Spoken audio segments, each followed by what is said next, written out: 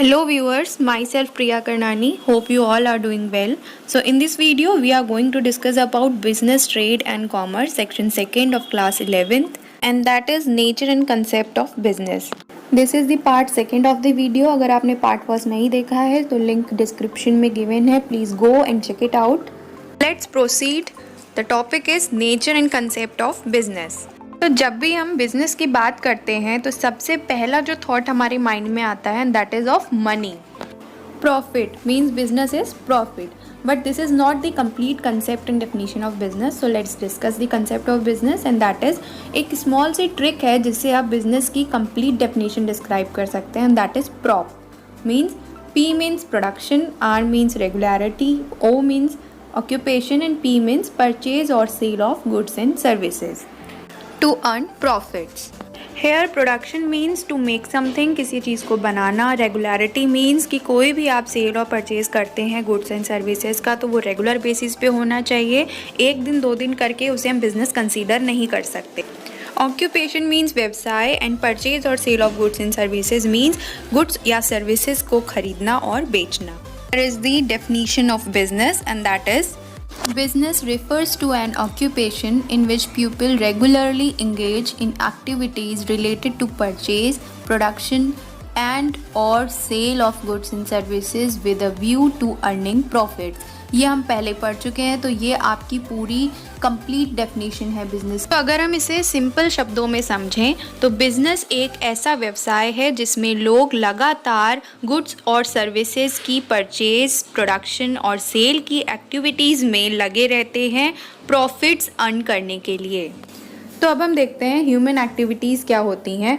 तो human activities दो तरह की होती हैं. First is economic activity and second is non economic activity. तो इकोनॉमिक एक्टिविटी वो एक्टिविटीज़ होती हैं जो कि अपना लिवलीहुड या प्रॉफिट्स अर्न करने के लिए की जाती हैं. जैसे for example chef is cooking in a restaurant. Non economic activities वो एक्टिविटीज़ होती हैं जो कि कुछ इमोशंस, लव, सिंपैथी या सेंटीमेंट, पैट्रियोटिज्म के थ्रू करी जाती हैं. Like for example, mother is cooking for family members. Now here are various types of economic and non-economic activities. Economic activities divided into three parts, that is business, profession and employment. And non-economic activities is divided into four parts. First is leisure time activities, that is for pleasure. Second is family obligation activities, that is for family members. Third of religious and cultural activities, that is for mental satisfaction. And last is social welfare activities for sympathy. Before starting our next topic, I want to tell you something guys about Touch and Get app. Lakhimpur के लोगों के लिए आ गया है अब digital app जहां आप घर बैठे बहुत सारी सर्विसेज अवेल कर सकते हैं और हमारे YouTube चैनल को भी इस ऐप के थ्रू आप विजिट कर सकते हैं. इसे आप प्ले स्टोर से डाउनलोड कर सकते हैं. तो अगर आपने अभी तक इसे डाउनलोड नहीं किया है तो प्लीज़ जाके डाउनलोड करिए आइदर फ्रॉम प्ले स्टोर और link is given in the description. और अगर आपने अभी तक हमारे चैनल को सब्सक्राइब नहीं किया है तो सब्सक्राइब बटन दबाइए and for getting the notification of our new videos please घंटी का बटन दबाना ना भूलें. So here is our next topic and that is characteristics of business. Business की विशेषताएं, खूबियाँ. तो पहली खूबी क्या है बिजनेस की and that is business is an economic activity. Now the question arises that why the business is considered as an economic activity? Because it is undertaken with the objective of earning money or livelihood. Business livelihood या पैसा कमाने के लिए ही किया जाता है. इसका main objective यही होता है ताकि हम अपनी लाइफ की नेसेसिटीज़ को फुलफ़िल कर पाएँ.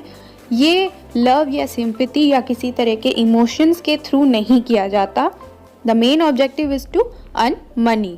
That's why we considered business as an economic activity. So moving forward, next is production or procurement of goods and services. For business, production or manufacturing of goods and services is must. Consumers तक goods और services consumption के लिए offer करने से पहले इसकी production और procurement ज़्यादा ज़रूरी होती है. बिजनेस की एक कैरेक्टरिस्टिक्स है और ये बिजनेस एंटरप्राइजेस करती हैं. Procurement here means to acquiring the goods or services raw material for production. Now the third is sale or exchange of goods and services. It is the most important characteristic because production तो अब हो गया, अब हम product करने के बाद में क्या करेंगे? The most important to earn the profit is sale और exchange of goods and services to the consumers, and the sale is not done for personal consumption. Now the fourth is dealing in goods and services on a regular basis. Means हमें regular basis पे purchase और sell goods and services की dealing करनी पड़ती है. एक दो दिन अगर हमने कोई परचेज या सेल किया तो उसे बिजनेस कंसीडर नहीं किया जाता. जैसे फॉर एग्जाम्पल आप किसी प्लांट में पानी रोज डालते हैं ऑन अ रेगुलर बेसिस, तभी वो बड़ा होता है. वैसे ही बिजनेस में भी हमें रेगुलरिटी मेंटेन करनी पड़ती है, तभी हमारे बिजनेस का ग्रोथ और डेवलपमेंट होता है. Now the next is profit earning. Profit कमाने के लिए ही बिजनेस किया जाता है. तो मेन एम या मेन पर्पस जो बिजनेस का होता है वो होता है income earning by way of profit. No business can survive for long without profit. बिना प्रॉफिट के कोई बिजनेस ज़्यादा दिन तक नहीं सर्वाइव कर सकता. इसीलिए बिजनेसमैन हर एक पॉसिबल एफर्ट करते हैं ताकि वो अपने मैक्सिमाइज कर सके प्रॉफिट्स और ज़्यादा से ज़्यादा क्वांटिटी में अपनी सेल को इंक्रीज कर सके. Now the next is uncertainty of return. तो इसका मतलब समझते हैं. एक बिजनेसमैन अपने बिजनेस में मनी इन्वेस्ट करता है जिसे बिजनेस के टर्म्स में कैपिटल कहा जाता है. बहुत सारी एक्टिविटीज़ करता है प्रॉफिट अर्न करने के लिए जिसमें कैपिटल इन्वेस्ट होती है, लेकिन यहाँ पे कोई सर्टेनिटी या पॉसिबिलिटी नहीं होती कि कितना अमाउंट प्रॉफिट का अर्न होगा या होगा भी कि नहीं होगा. यहाँ पे कोई पॉसिबिलिटी नहीं होती कि प्रॉफिट होगा या लॉस होगा, लेकिन फिर भी बिजनेसमैन बहुत सारे अपने बेस्ट एफर्ट्स करते हैं बिजनेस को ग्रो करने के लिए. इस पिक्चर के थ्रू आप इसे समझ सकते हैं. इस पॉट को बिजनेस एज्यूम करिए. अब एक बिजनेसमैन अपने पैसा इन्वेस्ट कर रहा है इस बिजनेस में. वो बिजनेस ग्रो कर रहा है, बढ़ रहा है और उसे प्रॉफिट या लॉस हो सकता है. And that is uncertainty of return. Now the next is element of risk. अब बिजनेस में रिस्क तो होता ही है. बहुत सारे रिस्क के फैक्टर्स होते हैं जैसे कि कंज्यूमर का टेस्ट चेंज हो जाना, फैशन चेंज हो जाना, बहुत नेचुरल कैलेमिटीज़ हो जाना या प्रोडक्शन की मेथड में चेंज हो जाना, कंपटीटर से compete करना, स्ट्राइक होना, लॉकआउट हो जाना. बहुत सारे रिस्क होते हैं बिजनेस में. रिस्क बिजनेस के साथ ही चलता है. That why it is rightly said the higher the risk the higher the profits. Now the next is comparison of business, profession and employment.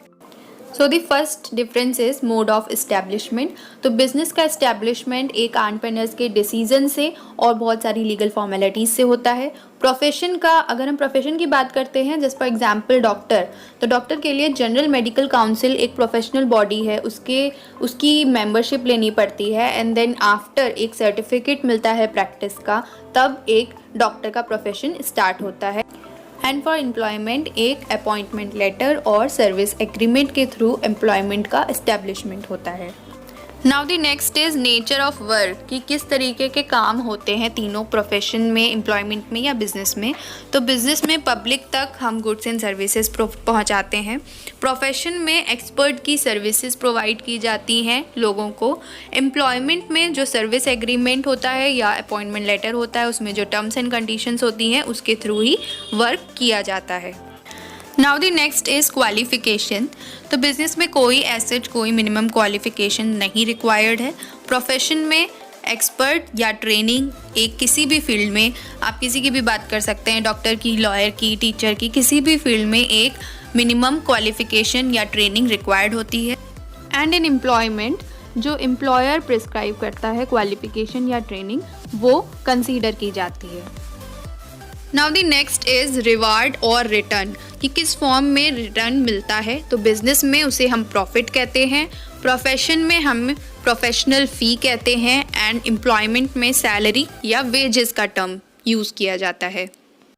Now the next is capital investment, कि business में जो हम capital invest करते हैं वो business के size या nature पे डिपेंड होता है. प्रोफेशन में हमें एक लिमिटेड कैपिटल इन्वेस्ट करना पड़ता है एंड एम्प्लॉयमेंट में कोई कैपिटल इन्वेस्टमेंट की रिक्वायरमेंट नहीं होती. Next is risk. बिजनेस में रिस्क बहुत होता है, इन्वॉल्व होता है, रिस्क की प्रेजेंस होती है. प्रोफेशन में रिस्क की प्रेजेंस थोड़ी होती है, some risk is involve. And employment में कोई रिस्क नहीं होता बिकॉज फिक्स्ड पे होता है एम्प्लॉयमेंट में. Now the next is transfer of interest. तो ट्रांसफ़र ऑफ इंटरेस्ट का मीनिंग होता है अपने ओनरशिप को किसी और को ट्रांसफ़र करना। तो बिज़नेस में ऐसा पॉसिबल है कुछ फॉर्मेलिटीज़ के साथ में, लेकिन प्रोफेशन और एम्प्लॉयमेंट में ऐसा पॉसिबल नहीं होता। Now the next is transfer of interest. तो ट्रांसफ़र ऑफ इंटरेस्ट का मीनिंग होता है अपने ओनरशिप को किसी और को ट्रांसफ़र करना। तो बिज़नेस में ऐसा पॉसिबल है कुछ फॉर्मेलिटीज़ के साथ में, लेकिन प्रोफेशन और एम्प्लॉयमेंट में ऐसा पॉसिबल नहीं होता। Next is code of conduct. तो बिज़नेस में कोड ऑफ कंडक्ट नहीं प्रिस्क्राइब्ड होते हैं। Code of conduct means rules और ethics that are prescribed. Profession में कोड ऑफ कंडक्ट होता है और फॉलो किया जाता है, और एम्प्लॉयमेंट में जो भी एम्प्लॉयर फॉलो करने को बोलता है, जो भी कोड ऑफ कंडक्ट एम्प्लॉयर के थ्रू प्रिस्क्राइब किया जाता है, उसे कंसीडर करते हैं। Now this topic is end here. Next video में हम बिजनेस एक्टिविटीज़ के बारे में पढ़ेंगे। Thanks for watching this video, and if you like the video, please do hit the like button and don't forget to subscribe our channel and press the bell icon.